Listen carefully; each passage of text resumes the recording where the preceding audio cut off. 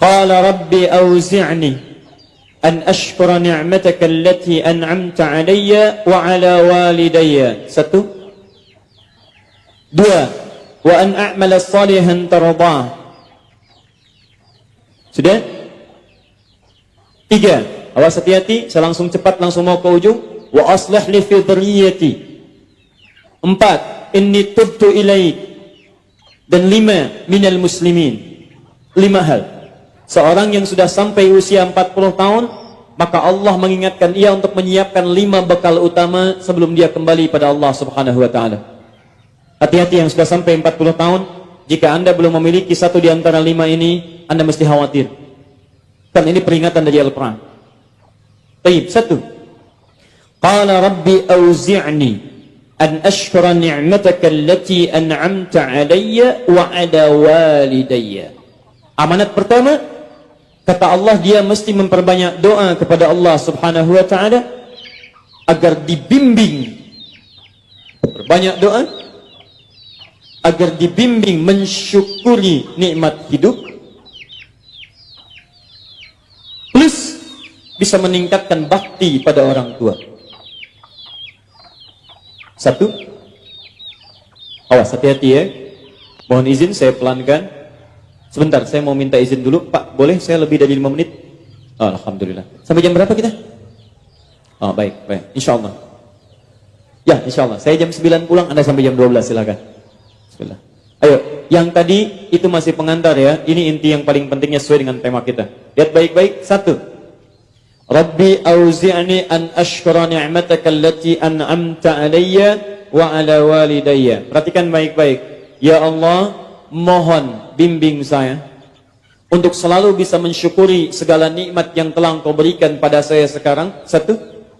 Dan pada kedua orang tua saya. Baik, jadi kalau sudah sampai usia 40 tahun, pertama, Anda memohon doa kepada Allah untuk dibimbing terus bersyukur kepada Allah. Ini yang mau saya tegaskan. Lihat baik-baik. Apa itu syukur? Tidak ada makna lain dari syukur yang tertuang dalam Al-Quran dan hadis kecuali ungkapan kebahagiaan atas nikmat yang Allah berikan kepada kita dengan cara menggunakan nikmat itu sesuai dengan fungsi yang telah Allah tetapkan. Bisa kita akan bersyukur dengan nikmat penglihatan mata. Anda diberikan 40 tahun dalam hidup, mata masih bisa melihat. Bagaimana mensyukuri nikmat mata? Kalau Anda ingin syukuri nikmat mata, maka yang paling singkat, gunakan nikmat mata ini sesuai dengan peruntukan yang telah Allah tetapkan. Fungsi yang telah Allah tetapkan. Apa fungsi mata? Masih ingat? Melihat yang baik-baik. Quran surah ke-24 ayat 30 untuk laki-laki, ayat 31 untuk perempuan. Qul lil mu'minina yaghuddu min absarihim. Katakan pada pria-pria yang merasa punya iman. Dengan iman itu dia yakin dengan akhirat. Wabil akhirati hum yuqinun. Karena yakin dengan akhirat dia sadar akan pulang dan dia tahu nikmat matanya akan ditanya oleh Allah Subhanahu wa taala.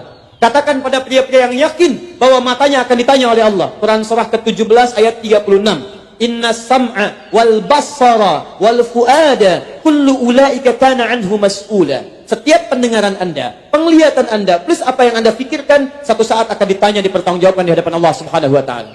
Karena itu kata Allah, katakan pada orang-orang yang yakin dengan itu semua, ghuddu min absarihim, matanya hanya boleh melihat yang baik-baik saja. Yang tidak baik, palingkan.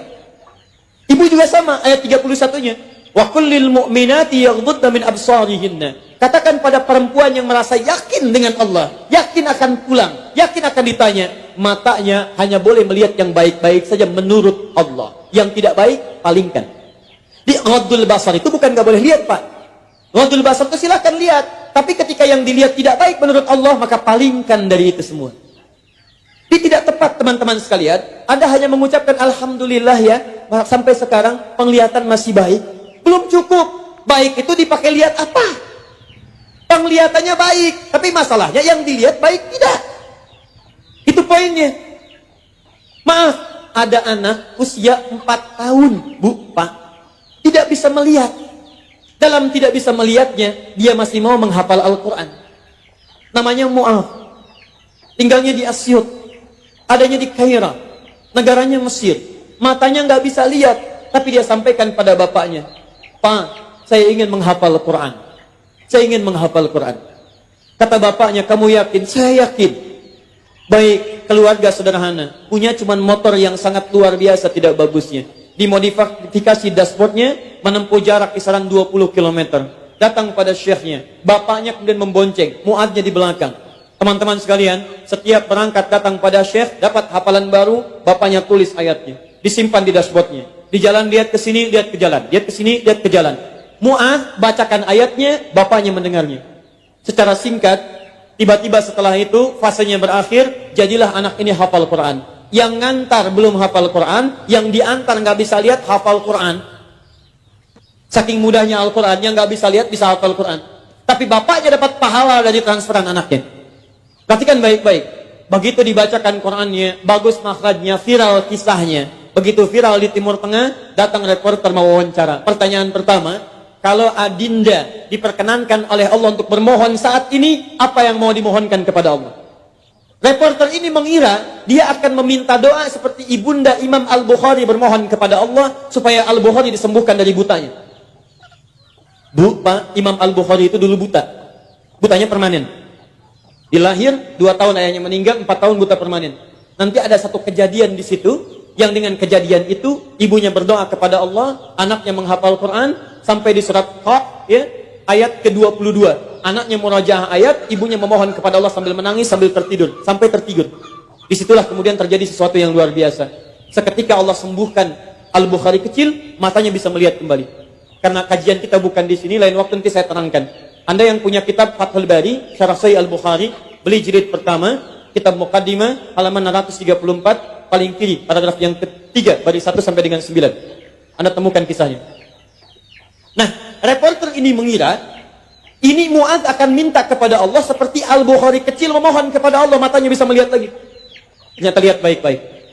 Kalau saya diperkenankan bermohon kepada Allah, dan permohonan saya dikabulkan, maka pertama, saya akan mohon kepada Allah untuk tetap membutakan mata saya sampai dengan kiamat.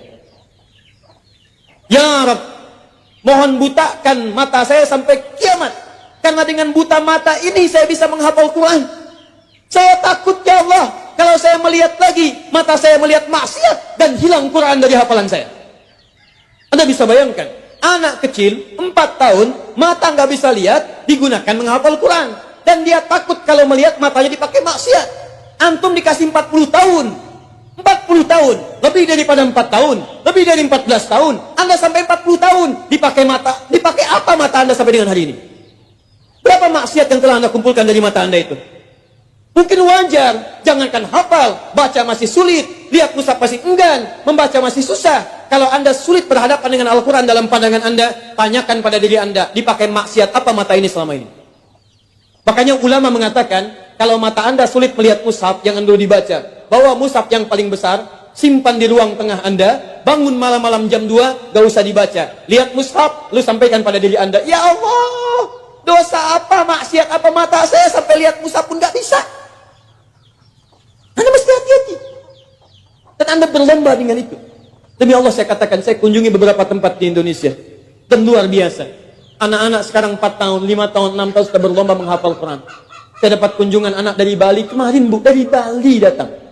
Anak TK, usia 4 tahun mau 5 tahun. Datang dari Bali ke Masjid Al-Ihsan di Bekasi, hanya untuk menyetorkan hafalan surah Abasa.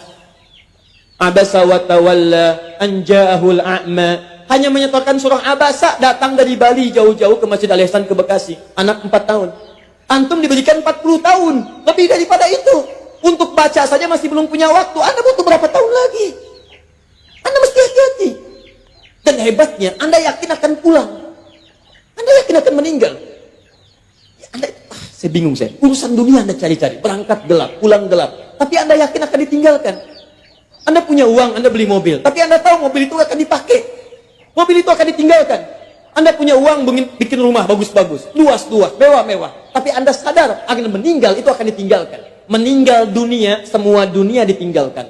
Pertanyaan saya, apa yang Anda bawa pulang saat kembali kepada Allah? Muadz belum selesai. Perhatikan bagian kedua. Dan ini bagian penutup dari kalimat Muadz. Wallahi, kalau saya diperkenankan memohon kepada Allah, dan dikabulkan doa saya sekarang, maka saya mohon kepada Allah yang kedua, lihat permohonannya.